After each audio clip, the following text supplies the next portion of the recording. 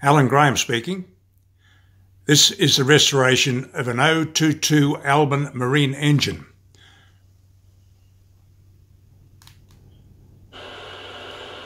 I have managed to restore one good Albin marine engine, a Swedish-made marine engine, and I've been able to do so from 3 wrecks. This is one of them here. The block is completely unserviceable. It has a very good dyno start, very good crankshaft and pistons.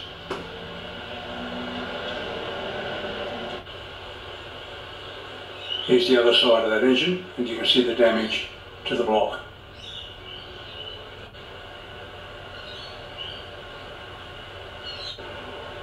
Here's the second engine, which also had a rust damaged block. So I was able to use the valves, which are all in good condition in this engine. I was also able to use the distributor from this engine. This is the third engine, and it had a good block, a good head and a good flywheel, as well as a serviceable gearbox. And here's a view of the better engine from the other side. Here's the underside of the better engine, showing the sump and the gearbox, which have been sitting in salt water for some time. However, the rust wasn't deeply involved at all, and a bath in acid cleaned them up very well. Here's a view of the gearbox housing, showing the scaly rust before an acid bath. And the same object after an acid bath, cleaned up very well. Here's the completely dismantled block, which has also had an acid bath in the top half of the block.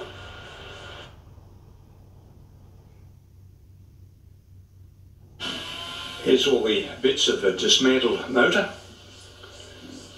all been stripped bare and primed. The block and the head have been surface ground.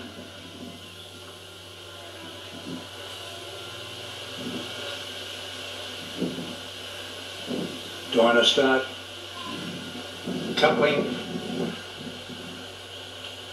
carburetor,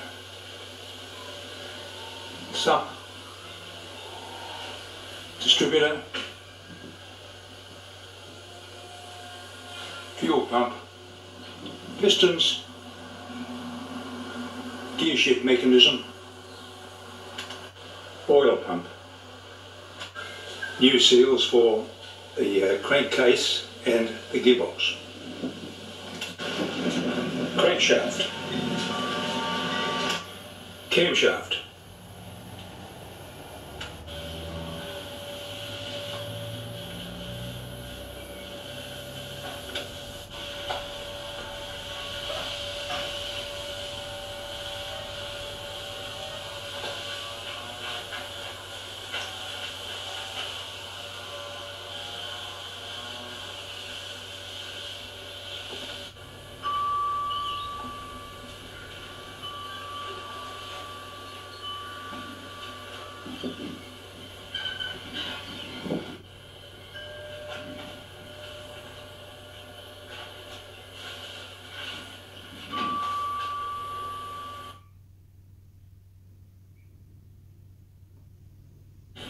Here's the motor now hanging on the chain hoist, ready for its final coat of enamel.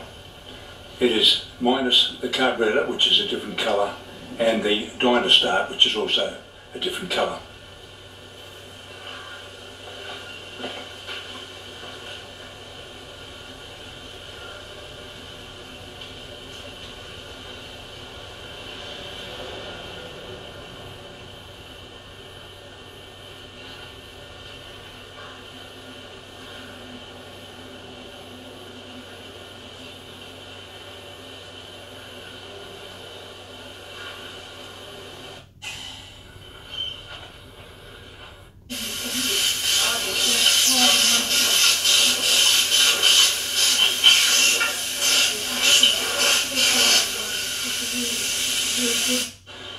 motor's completely assembled now. There's the carburetor.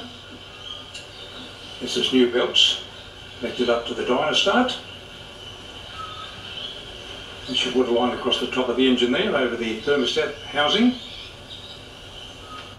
The coil's in place, as is the distributor. This temporary line here is the water exit from the motor, which will be eventually black rubber.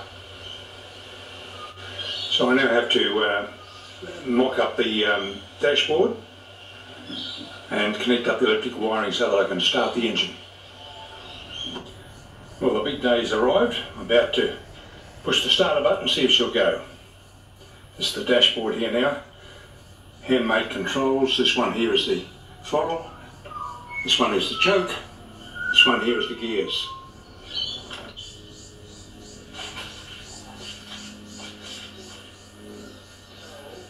It's the setup for the throttle. By lifting it up and pulling it along, you can set it to any setting, you see.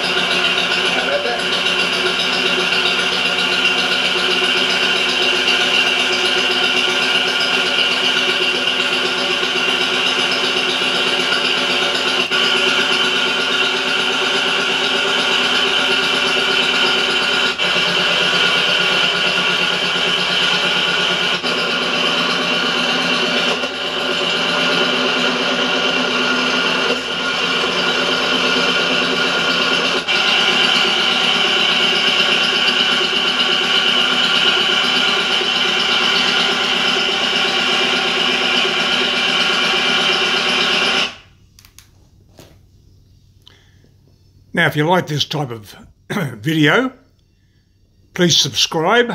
There will be more of them. Thank you.